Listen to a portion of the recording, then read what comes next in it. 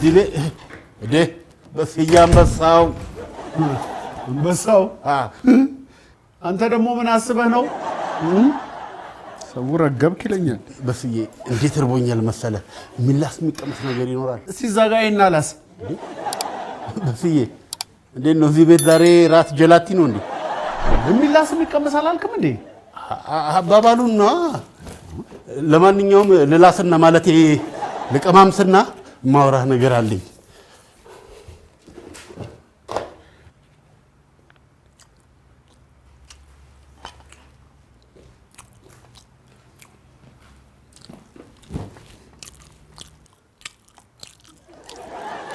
ምንድነው አንተ?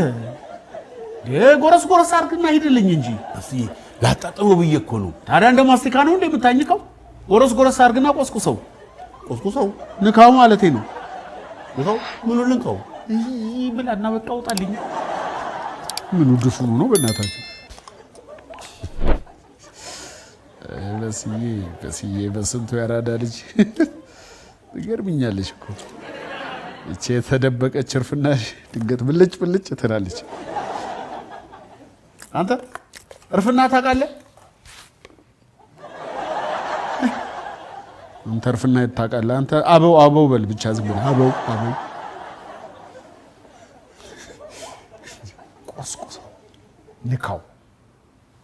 አሁን እስቲ መቆስቆስና መንካት ከመሄድ ጋር ምን አገናኘው?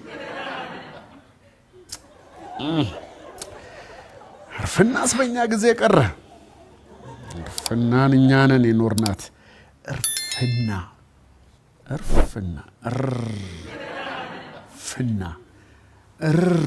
እያሉ እፍ ማለት ወይም እፍ እያሉ እርፍና። አራዳ ነበርን። አራዳማ ነበርን። ምን ዋጋ አለው? እኛ በቆረቆር ነው የማንም ዝርንጉራ መጥቶ አውቅላችኋለሁ እያለ ያስቸገረን እንጂ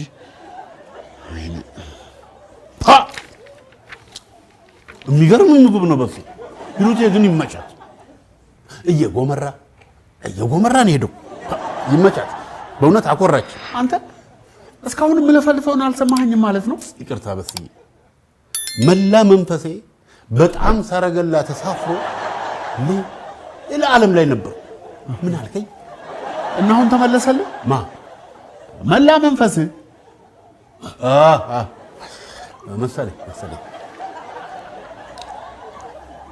ኧረ ተው ሙሌ፣ ኧረ ተው እሱ ነገር ይታጠባል። ተው ያን ሁሉ በልተህ ካልተጠቀምክ አሁን ልሰምን ታገኛለህ?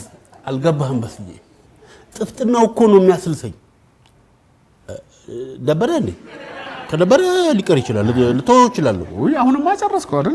በቃ ላሰው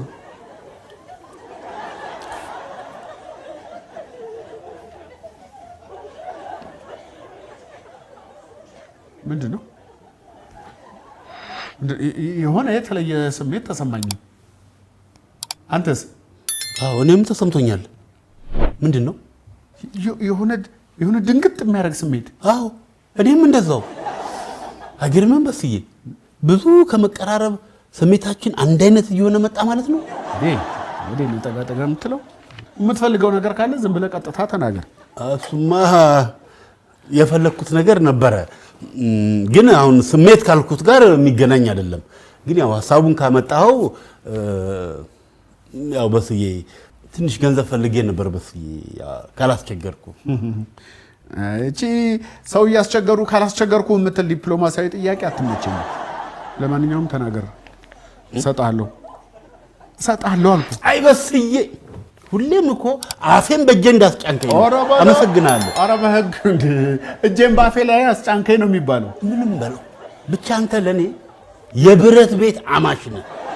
የብረት መቀርቀሪያ፣ የብረት መዝጊያ ያው ነው። በመቀርቀሪያ አይደለ እንደሚዘጋው